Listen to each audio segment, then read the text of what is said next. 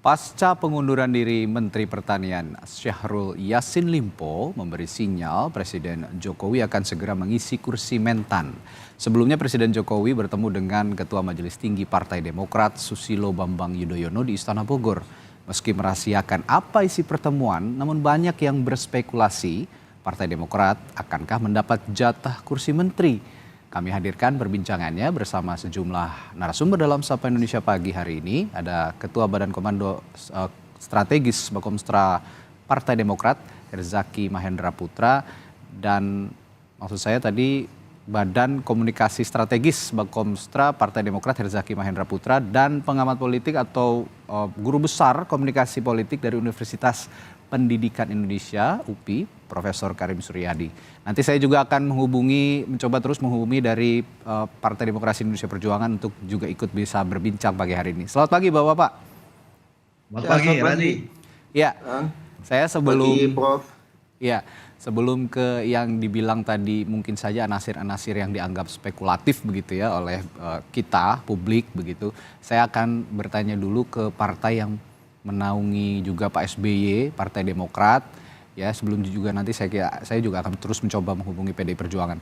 Bung Herzaki, kendati itu banyak yang mengatakan ini akan berbicara soal Partai Demokrat yang akan diberi kursi menteri, tapi kemarin sejumlah kader Partai Demokrat juga mengatakan bahwa pembicaraan ini sebenarnya bukan hanya itu dan beyond politics and election. Jadi apa sih sebenarnya yang diobrolin, Bung Herzaki? Iya, gini Mas, ini kan ada dua presiden yang bertemu. Presiden ke-6 RI dan Presiden ke-7 RI. Iya. Indonesia ini kan sebenarnya sangat beruntung saat ini, harusnya sangat bersyukur karena kita masih punya 3 presiden yang masih hidup sampai dengan saat ini. Ada Pak Joko Widodo yang saat ini bertugas, ada Pak SBY Presiden ke-6, dan ada Bu Megawati Presiden ke-5. Mengapa kami sampaikan ini sangat beruntung dan saya bersyukur? Karena berarti kita punya nih gudang pengalaman, referensi yang luar biasa dalam menghadapi situasi-situasi tertentu. Ya, misalnya dirasa perlu ya ada kebijakan yang akan diambil membutuhkan kecermatan, kan begitu. Karena bagaimanapun beliau-beliau ini kan pernah mengalami situasi yang berbeda-beda ya. Bicara mengenai masalah negara ini kan tidak ada masalah yang mudah gitu. Ya. Yang setiap langkah yang diambil tentunya butuh pertimbangan matang. Nah, itulah kami bisa sampaikan salah satu yang juga menjadi pertimbangan atau bahan diskusi antara Bapak Presiden Jokowi dengan Bapak SBY di Bogor beberapa waktu lalu. Ya, memang ada beberapa isu yang dibahas, bagaimana misalnya situasi nasional terkini. Lalu bagaimana dalam 1 tahun terakhir, kita tahu Pak Jokowi ini kan tinggal setahun. Beliau tentu ingin menutup tahun terakhir pemerintahannya dengan manis gitu. Ya, sehingga semua kerja keras selama 9 tahun kemarin dengan 1 tahun ini akan dikenang dengan baik oleh publik, oleh masyarakat.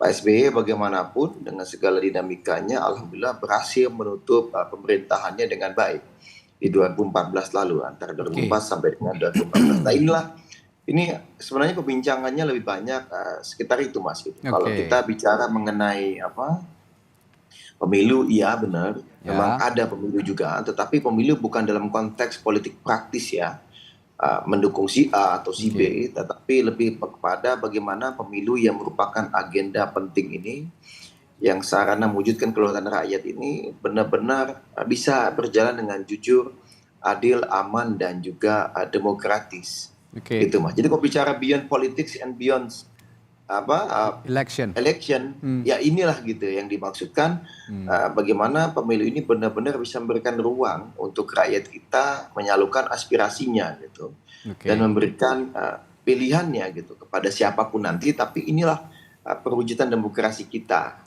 Nah juga kalau misalnya kita mau bicara satu lagi Mas ya, jika diperkenankan itu, Pak SBY itu menyampaikan dan menjelaskan kepada Bapak Presiden secara langsung mengenai apa yang dimaksud dengan perubahan dan perbaikan. Karena banyak yang salah tafsir atau kemudian mencoba memframing atau memberikan makna berbeda apa yang kami maksud dengan perubahan dan perbaikan. jelas-jelas dalam berbagai kesempatan Mas Ahaye sudah menyampaikan kalau apa yang baik dari pemerintahan dan presiden-presiden sebelumnya, yaitu harus kita lanjutkan. Oke. Yang kedua, bagaimanapun para pemerintahan dan pemimpin-pemimpin sebelum ini berupaya sebaik mungkin, pasti tetap akan ada hal yang belum optimal, Oke. tetap akan ada hal yang kurang. Nah, itulah yang menjadi PR bagi kita bersama sebagai anak bangsa. Siapapun yang akan memimpin, ya kita harus memperbaiki itu, lakukan perubahan-perubahan. Sama kata Pak SBY juga, Pak Jokowi juga memperbaiki apa yang kurang di era Pak SBY, kan begitu. Dan beliau juga melanjutkan apa yang baik di era Pak SBY. Ini Mas yang saya bisa sampaikan. Bung Zaki, saya tertarik dengan pernyataan Anda yang tadi. 1 tahun lagi Pak Jokowi akan memerintah Republik ini dan ingin dikenang dengan baik oleh masyarakatnya. Ini saya mengartikan Jokowi wants a smooth legacy. Jadi legacy yang mulus begitu ya untuk penerusnya nanti. Nah, ini saya tertarik karena dengan adanya isu di luar sana untuk memperkuat kabinet yang saat ini mungkin saja ada bolong begitu ya di beberapa pos.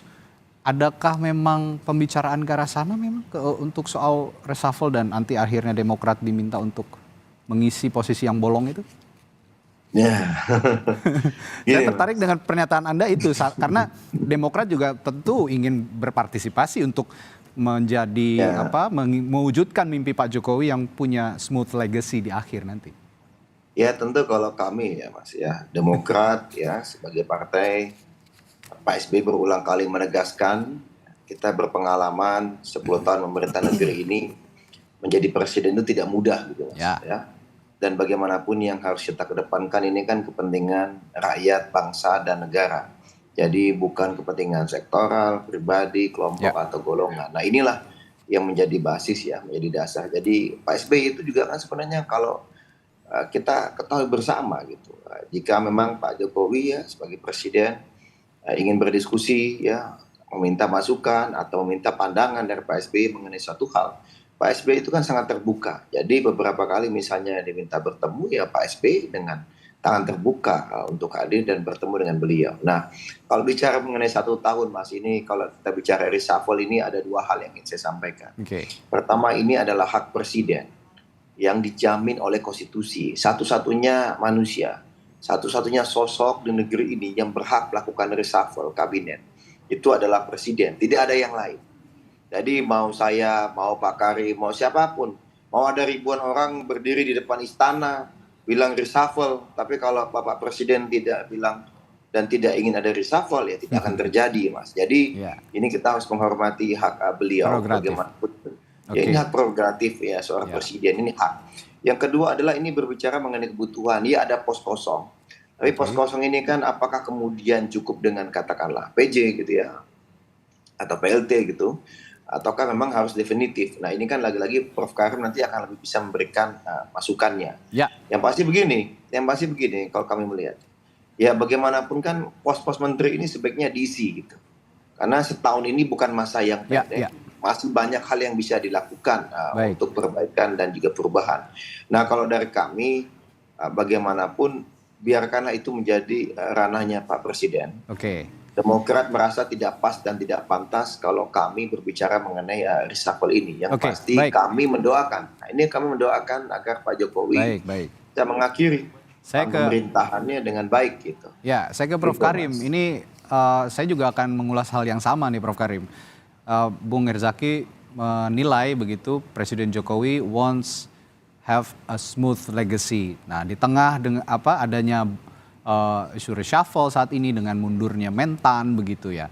Dari frame komunikasi politik yang dibangun antara Presiden Joko Widodo dengan Ketua Majelis Tinggi Partai Demokrat Susilo Bambang Yudhoyono dalam konteks ini bagaimana Pak Karim? Pertama, pertemuan ini tidak mengejutkan, sama sekali tidak mengejutkan, tidak ada hal yang aneh gitu ya. Presiden dan presiden sebelumnya bertemu itu tidak aneh, justru aneh kalau presiden dan presiden sebelumnya tidak bersyukur sapa memutuskan silaturahmi itu tidak lazim. Tapi kalau pertemuan ini lazim, apalagi Pak SBY presiden yang sangat referensial gitu ya. Bahkan saya dulu pernah mengundang ketika dia sudah berhenti, saya undang sebagai dekan datang ke UPI, dia datang memberikan Umum. Maaf Prof, ini kalau saya bertanya kenapa Demokrat? Karena Demokrat ini selama ini menjadi oposan di pemerintah. Jawabannya yang barusan itu ya Prof ya? Ya, betul. Sampai hari ini secara formal Demokrat adalah oposisi.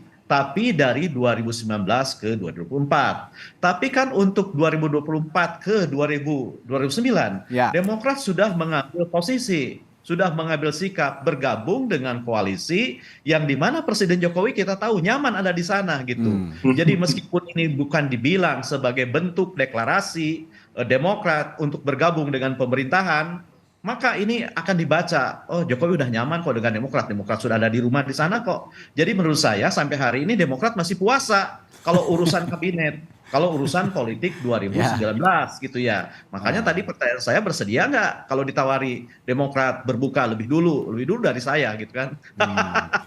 Ini, nah itu jawabannya Radi. Ya, bersedia atau enggak, tapi saya yakin Demokrat juga nggak mau kecentilan, benar nggak Bung Herzaki? Ya benar, karena tadi bicara mengenai prerogatif, ini kan reshuffle ini kan ranahnya presiden gitu loh.